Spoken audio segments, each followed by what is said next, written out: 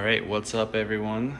Just thought I'd start the YouTube thing. We're gonna do just a quick overview of the system, and we'll do the fish and corals and all that stuff. But this is the Fiji Cube 81 internal.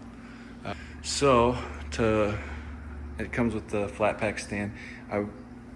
It's not bad. I wish it was a little more sturdy. So there's a little bit of shearing. It makes me a little nervous. It's not the greatest, but I've reinforced it, so it's not bad. It's pretty sturdy. So for lighting, we'll go over lights. Pretty simple setup. It's not a huge tank by any means. It's just a 3 foot by a little over 2 foot by a little over 2 foot. I'll get I don't know the exact dimensions off the top of my head, but it's not huge. So for the space I'm in, it's been good. I don't have a lot of room, just in a little townhouse. So it's been solid. Had it going for about a year now, and no complaints. For lighting, I started with just an even smaller tank, a 60 gallon. So I had AI primes. So I just kept those, threw on a XR15 Gen 6 blue and the blade grow on the back. I would like to get rid of these primes and do another XR15 and throw the primes over a frag tank and put that here. That's what that cabinet I built is for. It also holds like my controller equipment, Neptune's Apex and Trident and all that stuff. That's pretty much it for lighting. Not too crazy, but it does the job. It's helping me grow my little acros. Down here I've got some crazy acros, but they're just small frags, so nothing to show off quite yet. For flow, running the Nero 3. That was from my original small tank, and a Nero 5. I had 2 Nero 5s. One of them had a short in the cord, and it stopped working. And that was right before we left for Orlando trip last summer. So I had that Nero 3 still from the old tank, and it's still going strong. So no need to buy another one. Down below we have pretty simple setup, nothing crazy. So here I run it's the eShops sump, which I purchased kind of in an emergency situation from a local shop. I had a 20 breeder that I silicone baffles in that I was running for a sump in my other tank, and the first tank I started with. This one it's okay. It's not my favorite sump by any means, just because it's so hard to clean. There's you go in here, so that's where the return comes in, and it splits it. So half it goes through here, through the refugium area, and then it goes through the filter sock. I would personally have preferred to get a roller mat sump. At this point, that's what I'm looking to do, is the next kind of upgrade. And it's really pretty much impossible for I've got kind of large hands for this setup. So I mean, I can't get in there and clean that. So it's pretty impossible to clean. So you can see it's pretty dirty down through here, because it's just hard to get to and do maintenance on. It's a lot of tight spaces, and especially down here at the bottom, stuff builds up down there because you can't get in there. So the water flows through the filter sock and then underneath into the skimmer chamber, and then it also goes through the refugium and then over to the return. So I don't know, it's not ideal, but it was what the local fish shop had in stock when my 20 long that I had as my old sump cracked and it was leaking, and I had to go get something in an emergency situation and pick this one up. But I plan to change that out in the near future. Running the Nios Quantum skimmer. It's awesome. It's easy to clean. It's great. No complaints there. I love the Nio stuff. Really high quality. As far as the Fuge light, I'm running the Blade right now, Blade Grow, just a 12 inch. I have that one because before I kind of started, I used the refugium as a little frag tank. So I had it set up. It didn't work out really well. The frags weren't doing good. Just the flow in there is weird. It's like very, very high where it comes out. You can't really see on video, but there's 2 slits here. And the flow is just super strong in that one, like 1-inch diameter area. And then the rest is just pretty much dead. And to put a little power head in there or something was just, I don't know, just wasn't working out. So I'm probably just gonna keep it and start the refugium. It's been going. I got a little ball of Kato. I harvested out it fills up, and then I cut it down. I just did it, so I cut it down to a little ball like that, and probably 3 weeks or so it'll fill this whole chamber back up. Not sure if it's helping much, but it's kind of what I've always done. So I feel like it helps the algae growth in the display. And if anything, it helps filter the detritus and acts like another filter, like a filter floss, because there's nothing in this sump particularly. There's nothing filtering the water going into the refugium area. So when the algae grows through, it kind of acts like a filter, big filter sock.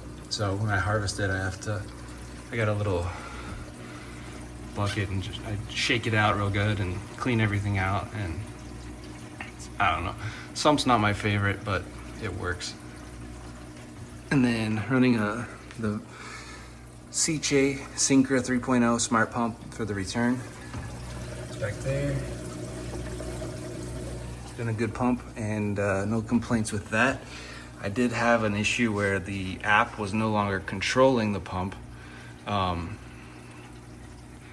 But I told Fiji about it, and they didn't hesitate. It's got a 5-year warranty on it. They just sent me out a brand new one. They didn't even need to return the old one or anything. So that was sweet.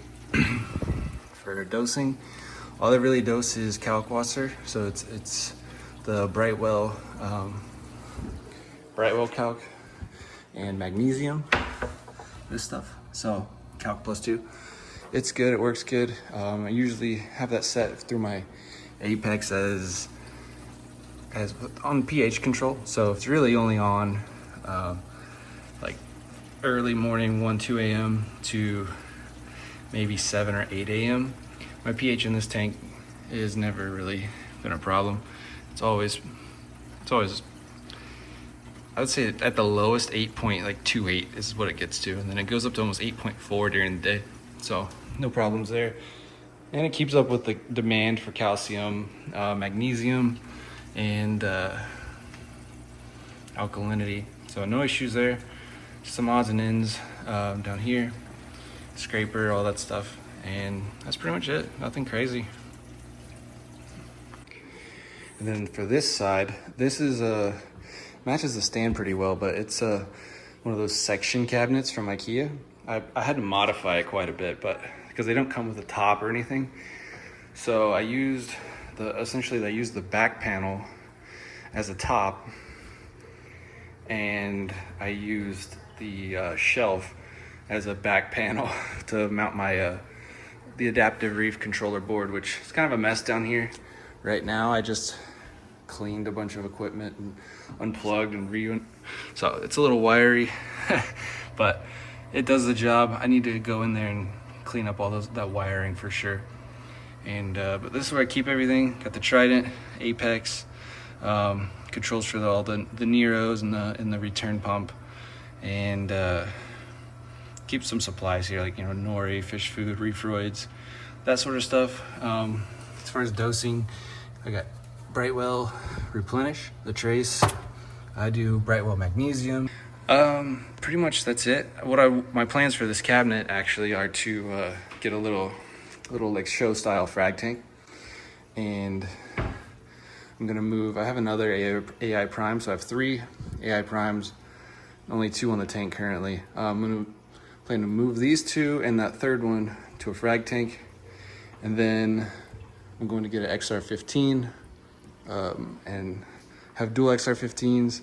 And figure out a way to move that. I want to move this blade to the front and angle it down so there's not as much shadowing on the front of the acros, because right now they're not bad, but there's a little bit of shadowing. That's pretty much it for the system. Nothing crazy. Like I said, I only dose by hand the replenish trace elements here and there, and then the calc.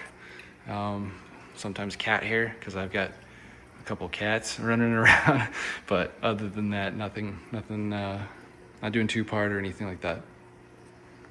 All right, so now to get into the livestock, we start with the fish. I think the fish are a good place to start with. I got 3 little girls, and they have named the fish.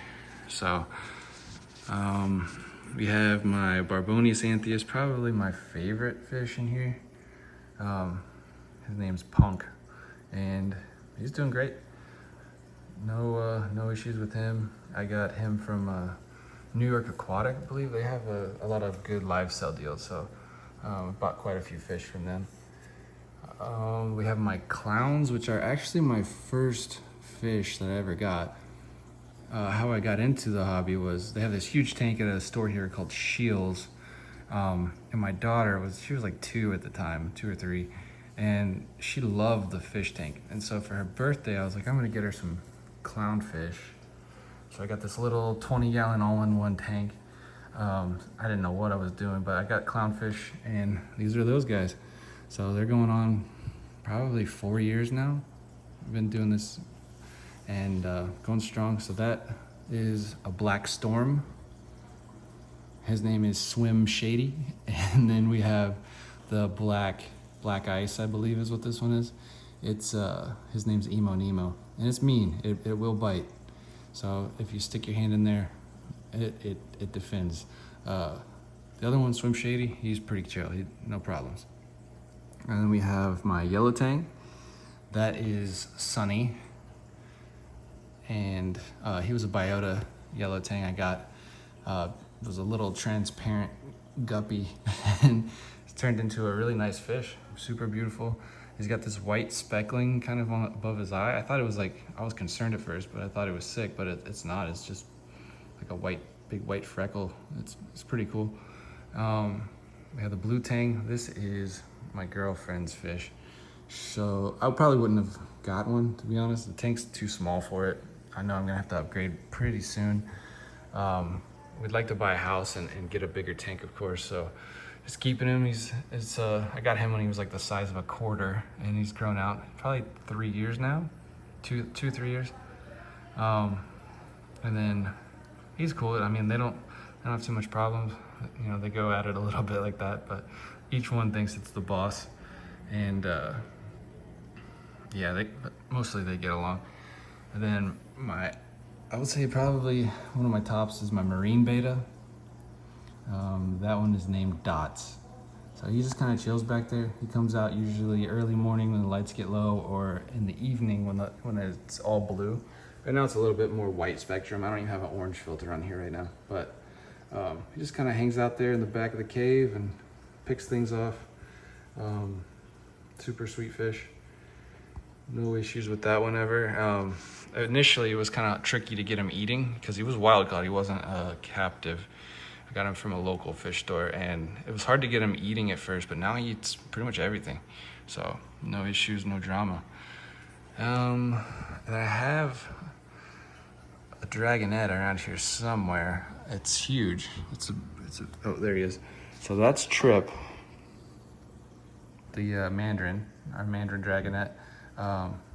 Eats the marine beta is going after him. A little bit of fish drama, but you know, it is what it is. Really great for me. Eats pellets, eats whatever I throw in there. Mysis, brine, picking off pods all day. So I've never had an issue with him eating or anything. He's been really solid. You can tell he's fat. Like that's a big mandarin. So yeah, that's pretty much the fish right now. It's pretty well bloated for this tank. I mean, it's not a huge tank, like I said, so, and with the 2 tangs, I like to give them space. They're comfortable right now, but I know I'm gonna have to upgrade in the near future, in the next couple of years, I would say. But I'd like to get one of those Cuban basslets from Biota, or maybe like a high-end wrasse. But again, I don't keep a lid, so I know I'm trying to stay away from fish that are more prone to jumping. So wrasses are probably off the table for this one. But the Cuban bassets look sweet. That's all right. Again, no orange filter right now. The spectrum's right in the. So I run like 4 hours of white in the day. So morning ramps up in blue and then hits its white spectrum for about 4 hours from 10 a.m. to probably 2 p.m. and then it goes back into the blues. But so no orange filter. I'll show them off my favorite pieces and stuff in future videos. But yeah, I'm just getting started kind of doing the YouTube thing. Mainly just to kind of document it for myself, because this is my 3rd tank. So when we moved in this place probably a year ago, it's only a year old now. Yeah, a year ago in February, so it's March now. So been rocking for a year. Some of these pieces were transferred over, but a lot of them are new, and yeah, it's been good. My first tank was, like I said, that little 20-gallon all-in-one, and then I moved to a 60-gallon I found on Facebook Marketplace, and that's whenever I first, started really getting into it and learning it and figuring out all the parameters and the testing and really the podcasts have helped a lot, YouTube videos, all that stuff. So wanting to get, essentially, wanting to use that, I consume so much content on this stuff. I figured it was time for me to just document my own and make my own and throw myself out into the reefing world and just show the tank off a little bit. I know it's still a work in progress. I don't think that ever stops. It's always going to be something to change, something to manipulate. And but yeah, the reefing hobby's been great for me. Just mental clarity. I was going through some tough times, and it was like kind of my Zen bonsai moment where I can just kind of disconnect and focus on the reef, and it's a great community, and it's been really great for me, and I've got really passionate about it, and so I wanted to start a channel and just kind of share my journey and make some content and see what comes of that and document it as I go. That way I can go back and look back at my progress. So, when I have my next tank and the big tank, I can say, oh, like remember that small 3-foot tank I had in my townhome, and go back and see it and then relive that moment. So it's great. I'm really looking forward to sharing with you guys and showing the progress and I frag stuff. I sell frags here and there, not a whole lot, but whenever I need to frag, I frag and I sell them and trade them, and so developing a online presence and community has really been great as far as helping me grow my collection, helping other people with their stuff. So if I can provide any value and through my experiences and through my eyes and through my perspectives, then it's worth doing. Plus, it's just kind of fun to do when you got some spare time to pull out the camera and film it. I put a lot of hours into this thing, so I'm proud of it, and I like to share it with people. So yeah, that's the system. Just a quick overview. Again, we'll go in more depth on these pieces, and I'll get some better shots and better camera work and stuff on a lot of these pieces, because like I said, I don't have an orange filter. The white's super kind of more of the whitish spectrum right now, so can't really appreciate all these high-end pieces I have in here. But I'll show those off in a later video. Thank you guys for watching, and if you liked it, go ahead and like the video, subscribe to the channel, because I'll be putting out some more content. I try to do at least one video a week or so. That's the plan, and just see how it goes. So